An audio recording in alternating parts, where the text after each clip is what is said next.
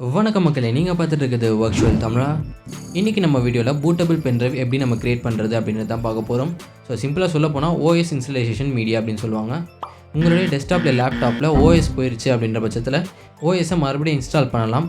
So அதுக்காக create பண்ணுறது தான் இந்த பூட்டபிள் பென்ட்ரைவ்.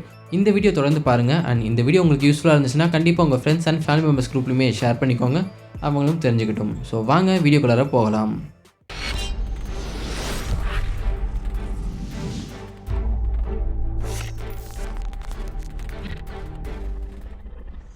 இந்த வீடியோவில் நம்ம 2 மெத்தட் பார்க்க போகிறோம். ஸோ அதில் ஃபஸ்ட்டு மெத்தட் பார்த்தீங்கன்னா விண்டோஸ் 10 நம்ம எப்படி பூட்டபிள் பென்ட்ரைவாக கிரியேட் பண்ணுறது அப்படின்றத பார்க்க போகிறோம்.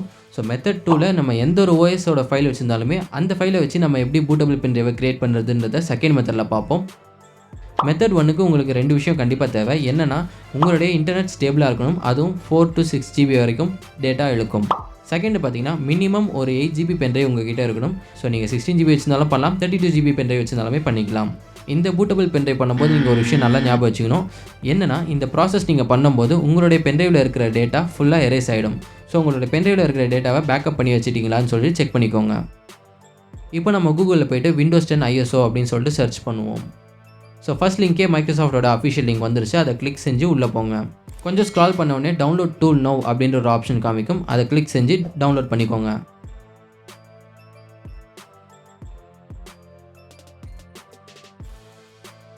இப்போ நம்ம டவுன்லோட் பண்ண டூலை ஓப்பன் பண்ணுங்கள். நம்ம சிஸ்டம் என்ன கான்ஃபிகரேஷனில் இருக்குது அப்படின்னு சொல்லி சர்ச் பண்ணிகிட்டு இருக்கு. ஸோ இது கொஞ்சம் நேரம் ஆகும், வெயிட் பண்ணிக்கோங்க.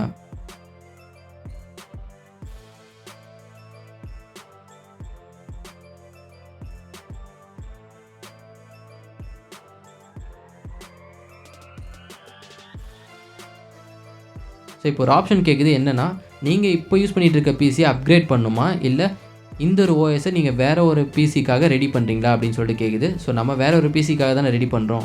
ஸோ அதனால் செகண்ட் ஆப்ஷனை கிளிக் பண்ணி நெக்ஸ்ட் அப்படின்றத கொடுப்போம். இந்த பேஜில் பார்த்தீங்கன்னா கீழே யூஸ் தி ரெக்கமெண்டட் ஆப்ஷன் அப்படின்ற மாதிரி கிளிக் பண்ணியிருக்கு. ஸோ இது டிஃபால்ட்டாக நீங்கள் அப்படியே விட்டுடலாம். பட் நம்ம வேறு ஒரு பிசிக்காக ரெடி பண்ணுறதால நம்ம இங்கே கொஞ்சம் சேஞ்சஸ் பண்ண வேண்டியது இருக்குது. அதனால் நம்ம அதை அன்டிக் பண்ணிடலாம். இந்த இடத்துல நீங்கள் லாங்குவேஜ் சேஞ்ச் பண்ணிக்கலாம், இல்லை விண்டோஸில் என்ன எடிஷன் யூஸ் பண்ணோம் அப்படின்றத சேஞ்ச் பண்ணிக்கலாம். அன்ஃபார்ச்சுனேட்லி நம்மளுக்கு விண்டோஸ் 10 மட்டும் தான் அவைலபிளாக இருக்குது. இந்த இடத்துல நீங்கள் முக்கியமான ஒரு விஷயத்தை கவனிக்கணும். ஸோ ஆர்கிடெக்சர் அப்படின்றது 32 பிட்டா இல்லை 64 பிட்டா அப்படின்றத நீங்கள் செலக்ட் பண்ணி ஆகணும்.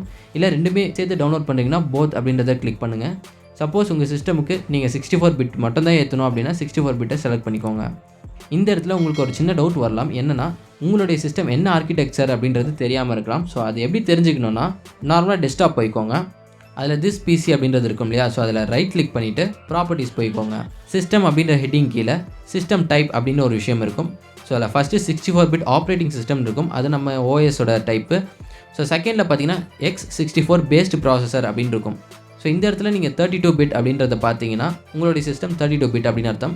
இந்த இடத்துல நான் போத் அப்படின்றத செலக்ட் பண்ணிக்கிறேன். இப்போ நம்ம டவுன்லோட் பண்ண போகிற ஓஎஸ் டேரெக்டாக நீங்கள் பென்ட்ரைவில் ஸ்டோர் பண்ணுறீங்களா, இல்லை ஐஎஸ்ஓ ஃபைலை க்ரியேட் பண்ணுறீங்களா அப்படின்னு சொல்லி கேட்குது. ஸோ எனக்கு ஐஎஸ்ஓ ஃபைல் வேணும் அப்படின்றதால இந்த வீடியோவில் நான் ஐஎஸ்ஓ ஃபைல் அப்படின்றத செலக்ட் பண்ணிவிட்டு நெக்ஸ்ட்டு கொடுத்துருக்கேன். ஸோ உங்களுக்கு மேபி யூஎஸ்பி டிவைஸில் டேரெக்டாக வேணும் அப்படின்னா நீங்கள் யூஎஸ்பி டிவைஸை கிளிக் பண்ணி நெக்ஸ்ட் கொடுத்துட்டு உங்களுடைய யூஎஸ்பி டிவைஸை சிஸ்டமில் கனெக்ட் பண்ணிவிட்டு அந்த யூஎஸ்பி டிவைஸ் செலக்ட் பண்ணிவிட்டு நெக்ஸ்ட் கொடுங்க. இந்த ப்ராசஸ் நீங்கள் பண்ணும்போது உங்களுடைய பென்ட்ரைவில் இருக்கிற டேட்டா ஃபுல்லாக எரேஸ் ஆகிடும். ஸோ இந்த ஒரு இடத்துல நீங்கள் டேரெக்டாக யூஎஸ்பி செலக்ட் பண்ணிங்க அப்படின்னா எரர் வரதுக்கு நிறையவே வாய்ப்பு இருக்குது. ஏன் அப்படின்னா உங்களுடைய பென்ட்ரைவ் சப்போஸ் டிஸ்கனெக்ட் ஆயிருச்சு அப்படின்னா ப்ராசஸ் ஃபஸ்ட்லேருந்து ஸ்டார்ட் பண்ணணும். ஸோ நீங்கள் ஐஎஸ்ஓ ஃபைலாகவே டவுன்லோட் பண்ணி வச்சுக்கிறது பெட்டர் அப்படின்னு நான் சொல்லுவேன்.